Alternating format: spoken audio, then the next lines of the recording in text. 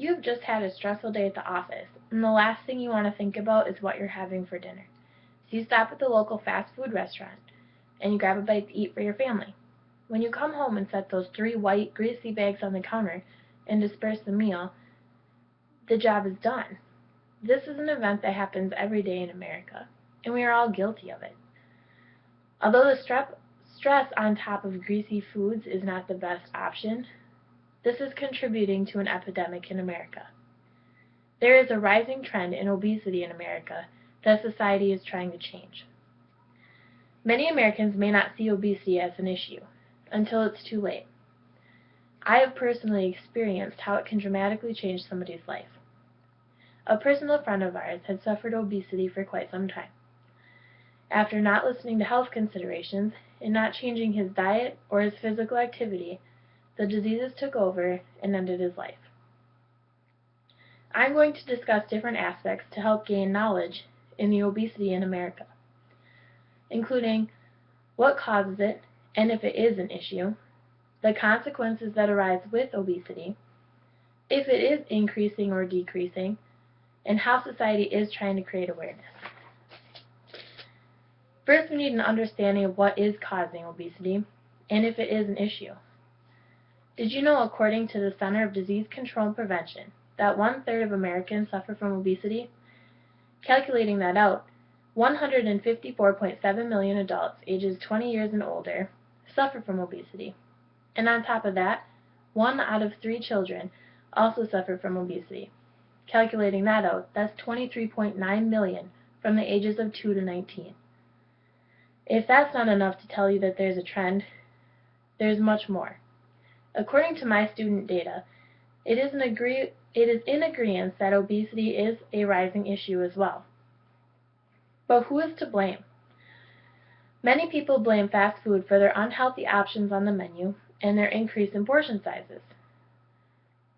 In my student feedback, a majority agreed we cannot and should not be blaming fast food industries. We should be blaming ourselves. We are the ones that put the food in our mouths. As Dr. William Dietz, Director of the Division of Nutrition, Physical Activity, and Obesity explains, fast food restaurants are not helping with their portions, but is it a good idea to allow an option to supersize? As discussed by Dr. Dietz and Michael Moss, author of Salt, Sugar, Fat, How the Food Giants Hooked Us, in a PBS article, with the recessions, Americans' frequent stops at fast food restaurants have decreased, but the health choices of the food we still choose to put in our fridge has not. As we continue stopping at Taco Bell in between class and work, what are the consequences of continuing these quick stops? As provided in the Centers for Disease and Prevention data, in 2008, the medical cost for obese individuals was $1,429 more than those of average and normal weight. The American Heart Association has estimated healthcare costs to be between $861 to $957 billion by the year 2022. Along with medical costs increasing, disease is a huge issue in those who are obese, including, but not limited to, heart disease, stroke, type 2 diabetes, and certain cancers. The rate of these diseases will continue to increase as the obesity rate continues to increase. If disease is not scary enough, the article U.S. Obesity Rates Rise by Medical News Today provides us with the shocking statistic that 2.8 million people will die of obesity in the year. I know this will make me think of my health choices. There are always consequences for our actions, whether they may be positive or negative. But is this negative trend increasing or decreasing? As Dr. Deep mentions, the frequency of fast food stops have decreased, but the rate of obesity has not. Why is that?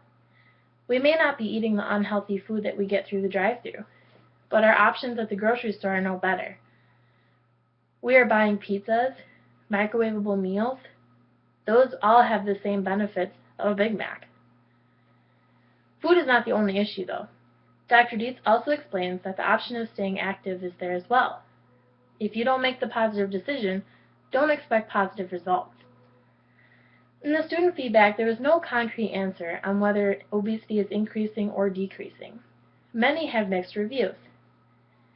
As explained in the Medical News Today article, they are expecting an increase from 167 million people in 2012 to 213 million in 2022.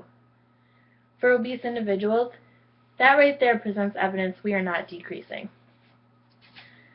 There is no concrete answer on whether the epidemic is decreasing, but society is contributing to help increase awareness. Just watching TV, you may see many ads for fitness programs that are available in your community. From shake diets to Zumba to yoga, there are many options out there to help you get physically fit. Gym memberships are including freebies and deals to help bribe everybody into getting fit and making fitness fun.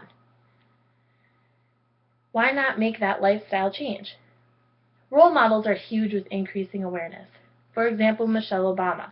She has been a huge part in creating awareness, from being present on the Disney Channel to helping out at the Olympics, showing people how to make a simple choice in choosing an apple over chips and to use a jump rope instead of watching TV. America's sweetheart Shawn Johnson has also made a huge part in this physical fit epidemic. She's paired with Nike to help provide people with the want to do a marathon. Even though she can't compete, she's not going to stop being physically fit.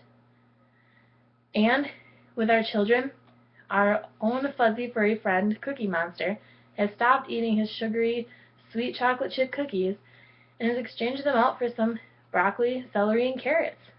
That right there teaches kids that they should eat their vegetables. As a society, we are continuing to raise awareness and continue to hope for a better future. Let's review. As evident, there is a rising trend in obesity in America that society is trying to change. With the obesity issue, there are consequences that are serious. But this obesity epidemic, is it decreasing or increasing? Should we as a society start blaming ourselves versus restaurants, or are we both to blame? And with role models such as Shawn Johnson and Michelle Obama, we should continue to create awareness in America. The only way to decrease obesity is to take change one person at a time.